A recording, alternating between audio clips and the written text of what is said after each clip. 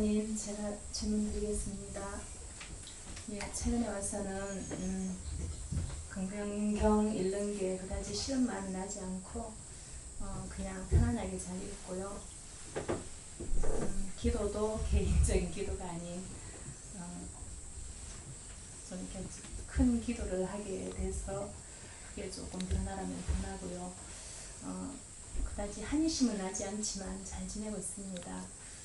근데 얼마 전에 그게 경계가 나타난 건지 어떻게 각인이 되는 건지 제가 정확히 기억은 못하는데 옆에 오른쪽 옆에 그 남편이라는 그 존재라고 느껴지는 남편이 그 이렇게 약간 뭉게구름처럼 약간 연한 회색으로 돼 있었어요. 내가 여기서 좀 더 편해지고 좀 어떻게 좀 한 단계 좀 나아가려면 그때 눈앞에 이렇게 높이 하늘로 이렇게 향해진 높다란 사다리가 있었어요. 그 난간을 잡고 제가 이거를 올라가야 되겠다 이제 그렇게 인식이 됐거든요. 그래서 그게 어떤 의미인지 그게 좀 궁금해서 여쭤보고 싶었습니다. 사다리가 보였습니까? 네, 아주 네. 높았어요.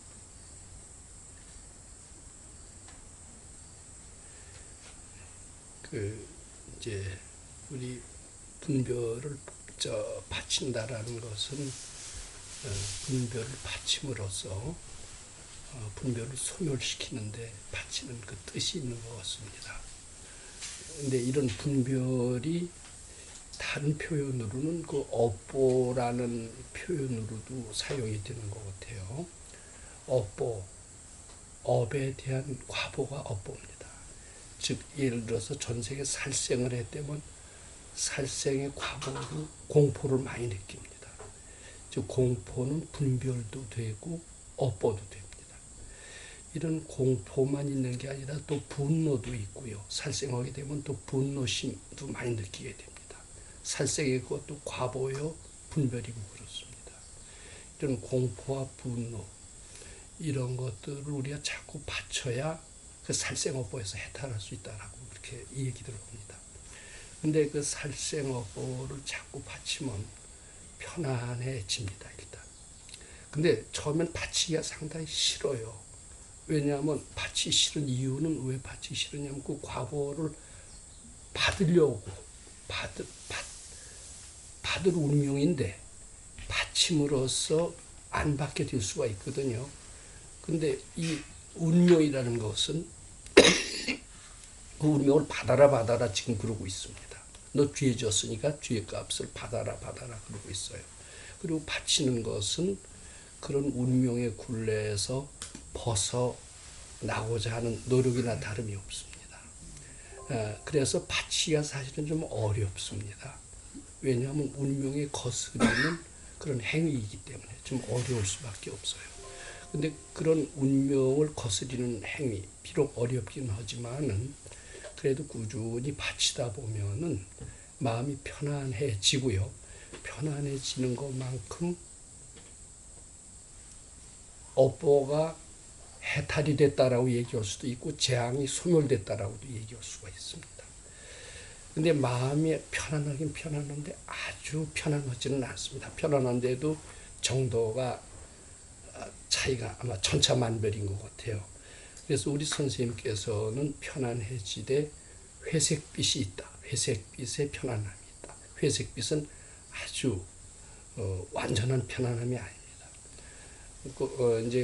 이제 처음에는 회색빛보다도 아주 깜깜하게 되는 겁니다. 그건 아주 지옥 속에서 사는 것을 의미하고 자꾸 업보나 분별심을 바치게 되면은 그런 깜깜한 그런 것이 변해서 회색빛으로 된다고 그럽니다. 근데 회색빛을 좀 더 자꾸 받쳐야죠.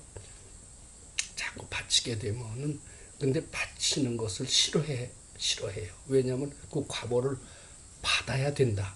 이렇게 속에 이런 운명이라는 놈은 그렇게 주장하고 그 과보를 받게끔 그쪽으로 재앙의 길로 몰아가고 있습니다.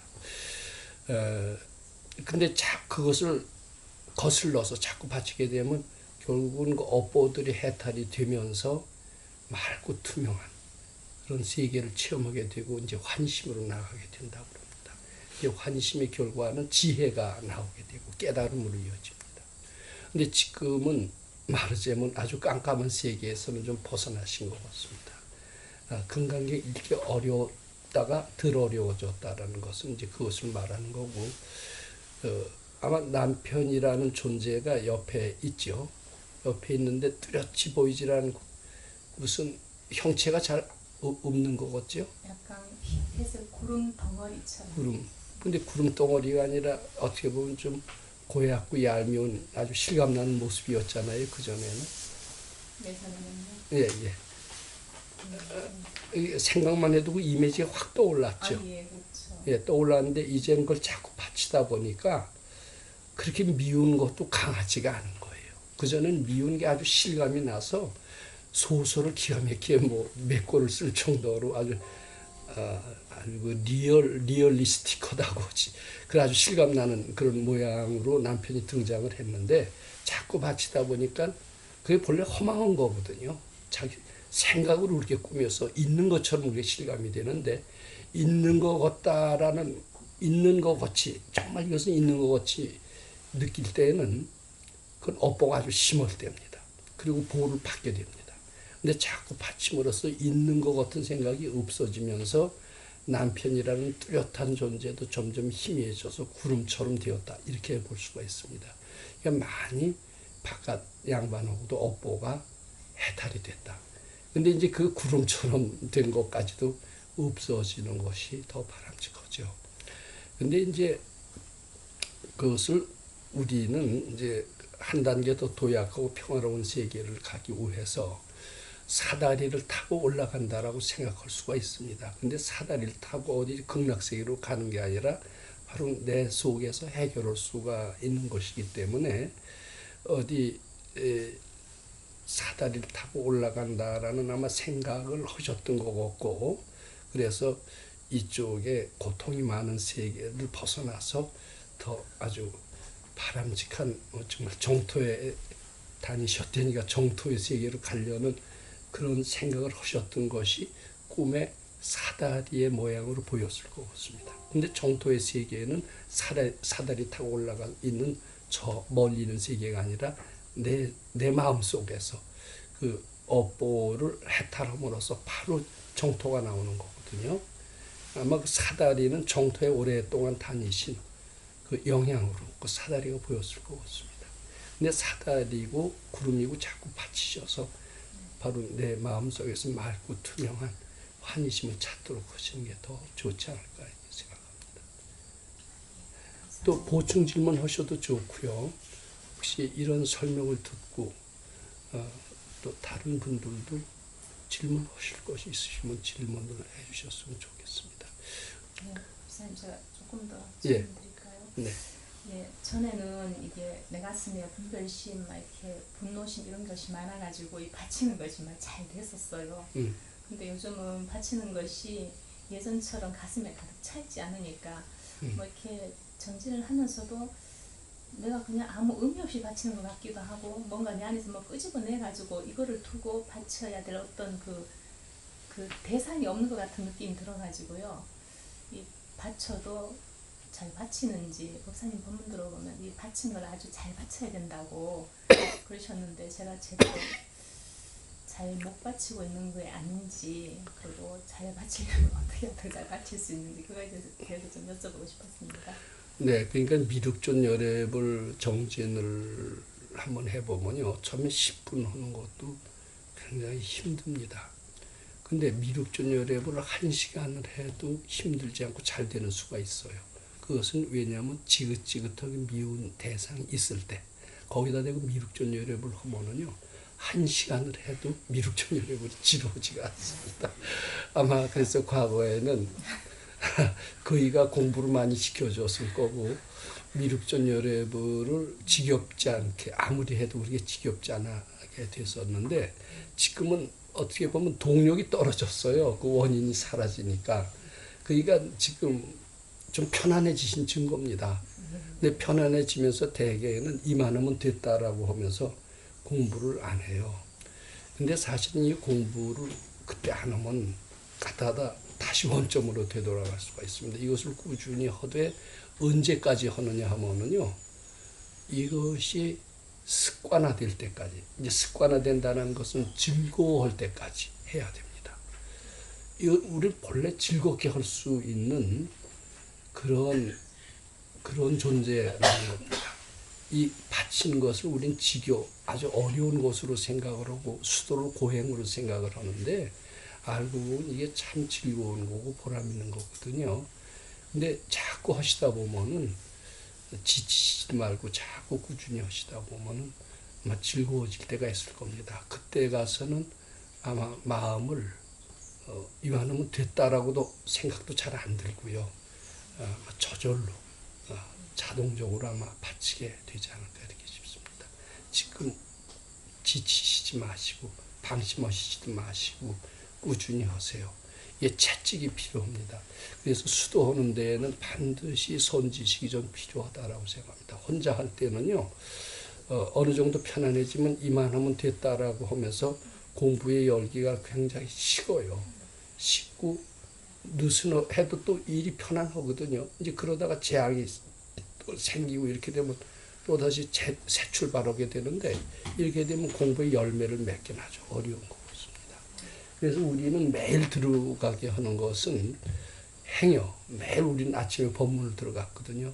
매일 어떻게 보면 잔소리 들어간 거나 다름이 없습니다. 근데 그렇게 되면은 특히 이만하면 되었다, 공부에 의욕이 안 생긴다, 이럴 때마다 법매도 맞고 자극도 받아서 공부를 하게끔 해주시는 분이 있었습니다.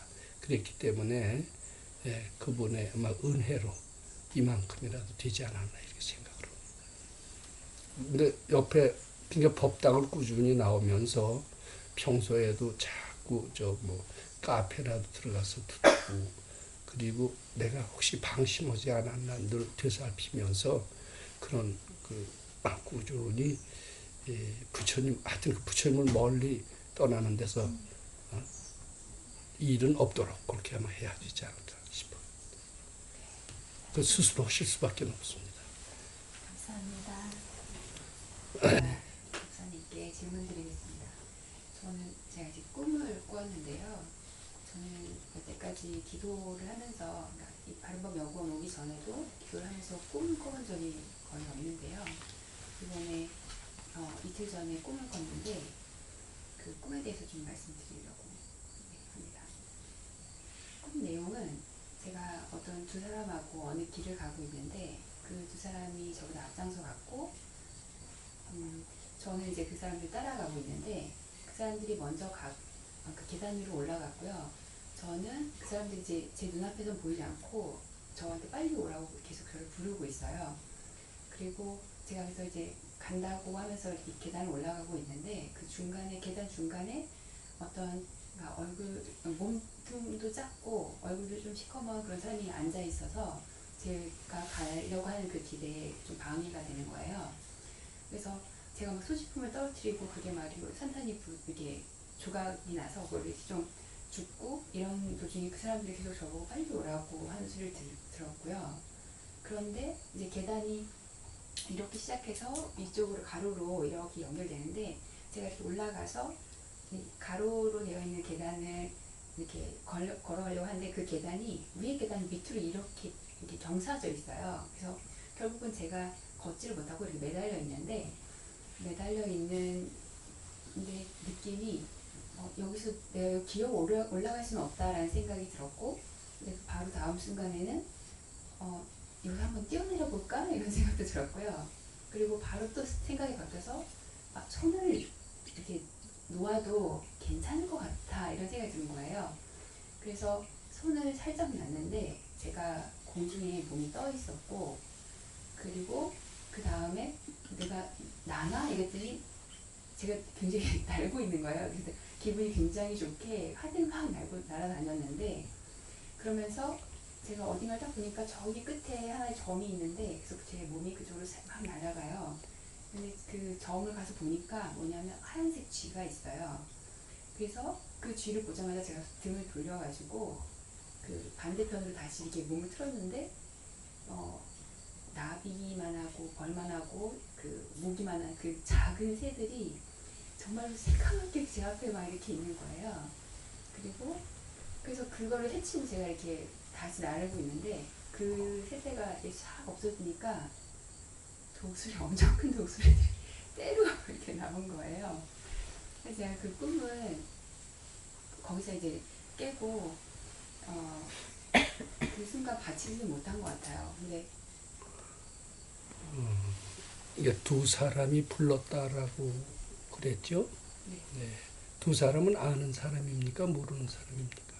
모르는 사람인데요. 네. 네, 그렇다고 뭐 굉장히 낯설거나 그런 사람도 아니었어요.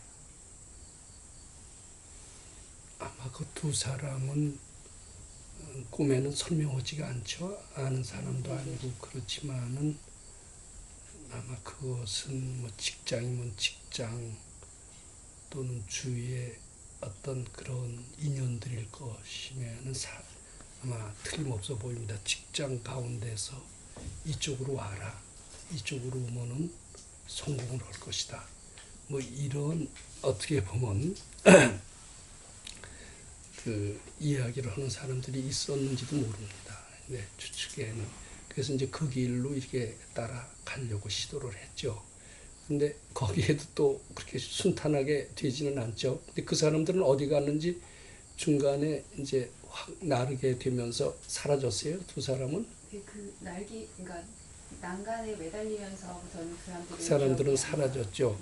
아마 그 사람들은 자세히 모르지만 부귀영화의 길로 가기 위해서는 이리 와라. 아마 이런 세상 사람들의 보통 요구였고 우리 보통 부귀영화를 좋아하니까 그 말을 따라서 계속 가려고 했었던 거가 내 현 마음의 표현이다. 내 꿈이라는 것은 내 마음 그대로 표현입니다. 아들이 나의 아바타여 나의 메아리인 것과 똑같이 꿈도 내 마음의 그대로 표현입니다. 꿈만 내 마음의 표현이 아니라 현실도 바로 내 마음의 표현이다. 이렇게 보시면 됩니다. 근데 이 두 사람은 나를 아마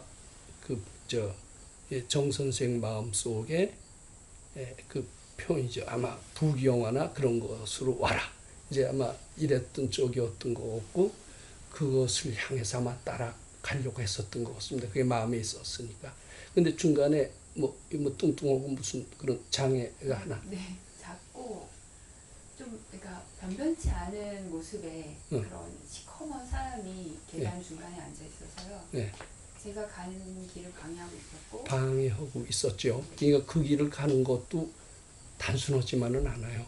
거기도 형극의 길이 아마 됐던 모양인데 또 올라가는 뭐 계단도 그렇게 순조롭지가 않았고 매달리면서 참 이 형극의 길 속에서 고통을 받는 순간이 아마 있었던 것 같습니다. 근데 거기서 벗어날 때는 확 놔버리는 수가 좋은데 사실 두려워서 못 놔요. 근데 꿈에 놨다라는 것은 참 대단한 용기고 그동안 공부의 힘이 상당히 뒷받침됐었을 것 같습니다. 그리고 놨는데도 한없이 추락하지 않고 나르는 거예요. 나르는 것은 그만큼 나한테서 내공의 힘이라고 할지 자유의 힘이라고 할지 이것이 생겼다. 법력이 생겼다. 이렇게 보시면 거의 틀림이 없습니다. 그동안 공부의 성과가 요새 매일같이 나와서 공부하시는 것 같은데 그 공부하신 성과가 나타나는 것 같습니다. 공부하지 않으면요 거기서 추락해요. 그러면 어떻게 되느냐면 두 사람도 잃어버리고 공부도 추락하고 이렇게 되면서 두 가지를 다 놓치게 되는 수가 있는 것 같습니다. 근데 참 놨다라는 것은 그런 부귀영화의 길을 한번 던져봤다라는 뜻도 되고 던져도 오히려 더 자유롭게 되더라 이런 뜻이 되는 겁니다. 더 넓은 세계로 향해서 마음껏 자유롭게 자기가 날고 있었습니다. 근데 그렇게 날고 있었는데 완전히 자유가 되지는 못했던 것 같아요. 과거의 업장이 언젠가 지었던 업장이 하나하나 발견이 되는 겁니다.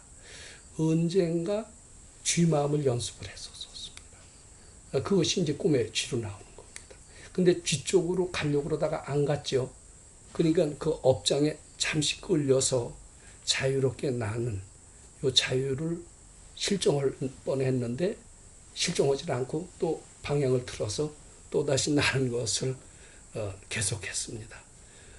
근데 언젠가 또 새의 업장, 즉 배신하는 마음을 연습했던 것이 방해가 그런 것들이 다 그 방해가 된대요. 그러니까 이게 방해하는 것만 없으면은 제가 조금 전에도 말씀드렸지만 뗏목이 상류에서 바다로 갈 때 중양 안에 걸리지 않으면 결국 바다로 가듯이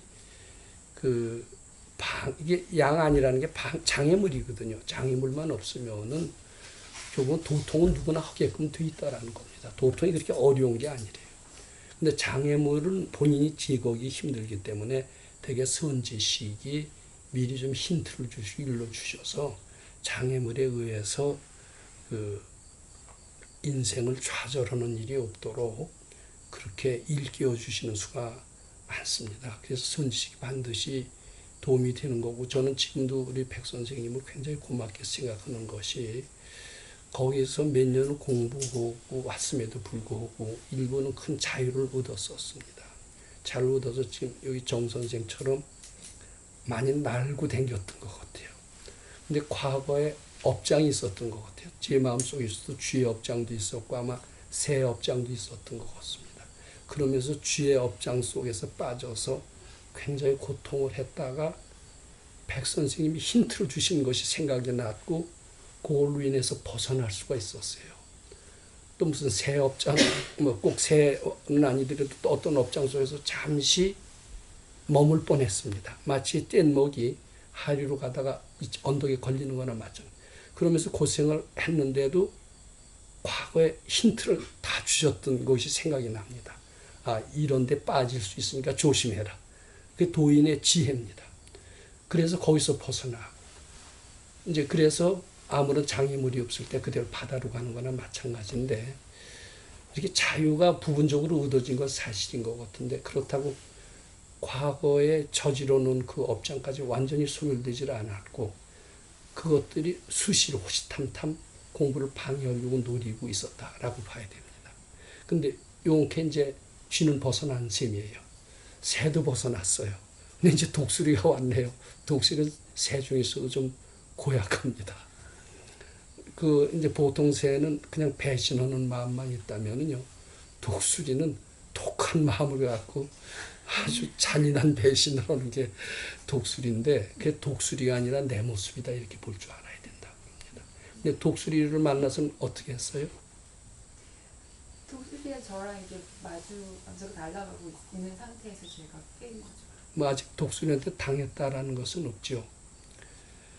예, 그러니까 현재 공부하고 있는 상태, 내 마음의 상태를 꿈으로 본 것인데, 어떻게 그전엔 꿈이 되게, 근데 나도 꿈이 하나도 없다가 이런 공부하는 도량에 오니까 마음이 많이 가라앉아요. 가라앉으면 지혜가 떠오르듯이 그 1차적으로 꿈의 형태로 나타납니다. 무슨 난제가 풀릴 때 되게 꿈을 통해서도 해답이 얻어진다는 그런 얘기는 들은 적이 있잖아요. 근데 꿈이 안 꿔진다면 꿈으로 해답을 얻을 수도 없습니다. 근데 마음이 안정이 되면 꿈을 통해서도 해답을 얻습니다. 이 꿈을 통해서 해답을 얻은 건 아니지만은 나의 현 상태를 그대로 보여주면서 어떻게 보면 나아갈 길을 간접적으로 제시하는 것이나 마찬가지다. 내 업장은 이런 점이 문제다. 이런 점을 조심하고 나가야 되겠다. 이렇게 교훈을 얻으셨으면 좋지 않을까 싶습니다. 있었는데 그까지 용머리가 거의 같이 있었어요. 용이요? 예, 용. 절에 뭐 기둥에 가끔 있는 그 용. 예, 예. 그냥 뭐 드래곤이죠, 드래곤. 네, 예, 드래곤. 그래갖고 이제 용이 왜 입에 여의주를 문도 안 합니까? 예, 예. 이쁜 아이 얼굴이 다 입에 멀리 있더라고요. 그래가 내가 옆을 지나오고 그러고 말았어요. 용 꿈을 꾸셨네. 네. 그렇게 무슨 꿈이 가지고 아무리 생각이 안 돼가지고 근데 용을 보신 적은 없죠? 없죠. 근데 용이 없는 줄 압니다, 사람들이. 그렇죠? 용 본 사람 요새 봤어요, 못 봤어요? 근데 전 용 본 사람 봤습니다. 용이 있나 봅니다. 용은 축생이지만은 복을 많이 줬대요.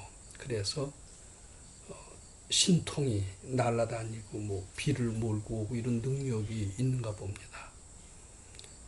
아주 그리고 탐진치도 강하면서 복진 게 있으니까 이런 신통을 또 나타내는 사람들이 당하지 못하는 그런 신통을 나타내는 능력이 있고요. 용 얘기를 우리 선생님께서는 자주 하셨던 표현입니다. 근데 꿈에 용 꿈이 좋다는 얘기는 들으셨죠? 예. 근데 용이 굉장히 고약하대요. 탐진치가 많대요. 용 다음에 탐진치가 많은 게 뱀이랍니다. 근데 그 용의 모습이 아니라 나의 모습으로 보면 됩니다. 용이 탐진치가 많듯이 나도 탐진치가 많은 겁니다. 탐진치가 없는 사람은 꿈에 절대로 용이 보이질 않습니다. 근데 용 꿈이 왜 좋으냐? 돼지 꿈이 좋은 거나 똑같습니다. 제가 돼지 꿈에 대해서는 설명을 드린 적이 있었죠. 돼지는 탐심이 많은 겁니다. 돼지를 봤다라는 것은 내 탐심을 본 거나 다름없습니다. 내 탐심이 보는 것만큼 해탈이 되었다는 것을 의미해요. 그래서 돼지 꿈을 꿀 때 내 탐심이 해탈되었다라고 이렇게 보면 되고, 탐심이 해탈되면 길한 일로 이어집니다. 마찬가지로 뱀 꿈을 꾸게 되면은 뱀이 탐진치가 아주 심한 축생이라고 그럽니다. 내 속에 탐진치를 봤다는 뜻이고, 탐진치가 어느 정도 소멸이 됐다는 것을 의미합니다. 그래서 뱀 꿈도 길몽이라고 얘기를 합니다. 용 꿈은 더 탐진치가 심한 놈, 가장 심한 놈이 용이래요. 그런 것을 보면은 내 속에 그만큼 탐진치가 빠져나갔다라는 뜻이 돼서 용 꿈은 아주 길몽이다 이렇게 얘기를 합니다. 근데 이제 길몽을 꾸어줬어도 그게 당장 이루어지는 수가 있고요. 좀 시간이 지나서 이루어지는 수가 있을 겁니다. 예. 한번 자꾸 꾸준히 공부하시면 언젠가 용 꿈 꾸신 그런 길한 결과를 받으실 수 있지 않을까 이렇게 생각해요. 저 감사합니다. 네. 저기요. 왜 웃으세요? 아니 제가 이번에도 꿈이 되셨어요? 하여튼 강 선생 말이 무색하게 됐고. 정말 송아지만 해요. 뭐가요? 돼지가 송아지만 해요. 돼지요. 네. 근데 전도 안 들었어요. 그냥 여기 같이 가자 그래서 이제 도반을 데리고 오려고 막 차를 타고 500m도 안 갔어요. 그랬는데 그냥 그런 큰 돼지가 새끼가 이렇게 섰는데 이 전마다 다 매달린 거예요. 그랬는데 그냥 깜짝 눈을 감았죠. 근데 이제 꿈은 아닌 것 같은데 하여튼 그런 게 보였어요. 말씀드리는 거예요. 근데 이제 예를 들어서 돼지 꿈을 꾸면 이제 대개 길몽이다. 복권을 사자 이런 식으로. 살아가려고 그랬어요. 내일 가면 안 돼. 복권 사면 되게 잘 안 될 거예요. 근데 꿈을 꾸면은 이제 예를 들어서 돼지가 죽는다 그런 꿈을 꾸면 확실히 좋습니다. 근데 돼지 보는 것만으로서는 돼지가 죽는다는 것은 탐심이 소멸하는 것을 의미하기 때문에 그건 길몽 중에서도 좀 더 길몽에 속합니다. 뱀이 죽는 것은 그냥 뱀을 보는 것보다도 뱀의 업보가 해탈이 되는 것이 돼서 더 좋습니다. 더 좋은 것은 내가 죽는 것을 꿈을 꾸는 것. 그것은 가장 아상이 소멸이 되는 것과 돼서 상당히 길몽이고 칭찬을 많이 하세요. 정말 좋아하세요. 도인들이 좋아하십니다. 이제 돼지 꿈을 꾸었다. 그럼 대개 우리 선생님이 뭐라고 그러시냐면은 길몽이들다라고 얘기하기 전에 꿈에다 대고 자꾸 바쳐라. 꿈에다 대고 미륵전열에 버려라 그래요. 그래서 그 돼지라는 꿈 꿨다라는 생각이 완전히 없어졌을 때라야만이 탐심이 완전히 소멸되는 것이다. 이렇게 얘기를 합니다. 이게 꿈을 꿨다면은 길몽이다, 흉몽이다 이렇게 해석을 하고 길몽이라는 판단에 따라서 뭘 시도하시지 말길 바랍니다. 일단 꿈으로 꾸어졌어도 일단 그것을 자꾸 받쳐서 내 마음속에서 꿈 꿨나 안 꿨나를 그 생각을 완전히 없어질 때까지 자꾸 받치시는 노력을 하는 게 더 좋습니다. 편안해지실 때까지. 복권 하나 타는 것은 일시적인 복인데 대개 복권을 타서 몇십억 얻은 사람은 일시적인 행복이지만은 몇 년을 두고 그 복권을 탄 사람의 일생이 어떻게 됐나라고 봤더니 그 기독교 신자들이 그것을 분석해 놓은 것을 어느 목사한테 들었었어요. 전반적으로 봐서 복권 안 타는 게 훨씬 더 행복이었다는 것을. 저기 뭐예요. 네. 제가 30보다도 우선 그냥 여기 오면은 이제 잠자리가 많이 저거 하잖아요. 그래서 그 가건물이라도 하나 지어드리고 싶어서 그걸 원을 했거든요. 아니요, 그건 좋으신 생각이에요. 좋은 법당을 지어서 부처님. 제대로 된 건물은 안 된다며 여기 허가가 안 나서. 근데 아마 지금 제대로 된 건물은 안 되더라도 지금 아마 보시면 알지만 3층 옥탑에 지붕을 씌웠기 때문에 그 속에 아마 내년쯤은 사람들이 비교적 거의 제 건물 비슷하게 편하게 잘 수 있는 숙소는 마련이 될 수 있을 것 같습니다. 그리고 조금 더 지혜를 쓴다라면은 건물은 지을 수 없어도 한 100명 정도 앉아서 법회를 볼 수 있는 이런 장소는 약간 편법이지만 그것도 만들 수 있지 않을까 이런 생각을 해봅니다. 하여튼 지금 장소가 협소하고 불편하다. 이 생각은 자꾸 바치시는 게 좋습니다. 저희는요 한 2평 되는 작은 방에서 남자 5이 잤어요. 그때 소사에서 수도 때 물론 60년대 후반이니까 아주 뭐 열악한 환경이었죠. 새벽 눈 뜨자마자 마치 군대에서 기상 나팔이 불면 선착순으로 일어나서 뭐 챙기고 하듯이 그냥 부지런히 일어나서 세수하고 경 읽고 사실 지금 여기 물론 지금 그런 생활을 하시라고 그러면 다들 도망가실 거예요. 근데 지금 여기를 보면 그때 수도 생활에 비해서는 지금도 그래요. 지금도 선방에 가면요. 그 사람 열악하죠. 작은 방에 그냥 막 근데 사람 다 그 없잖아. 선생님이 그러시더라고요. 그런 취하의 생활을 해보는 것이 좋대요. 저는 그런 취하의 생활을 몇 년을 해봤기 때문에 웬만한 고생은 고생 같지도 않아요. 근데 그런 경험은 나쁘지 않은 것 같습니다. 근데 굉장히 편안하게 산 사람은 웬만한 역경이 되더라도 쉽게 좌절할 수가 있거든요. 이게 이런 고통이라고 생각하지 말고 자꾸 바치면서 마음속으로라도 좋은 법당 지어 부처님 복 많이 지길 바라. 자꾸 하시면 그 마음 자체가 법당을 만들 수가 있습니다. 아유, 네, 감사합니다. 마치겠습니다.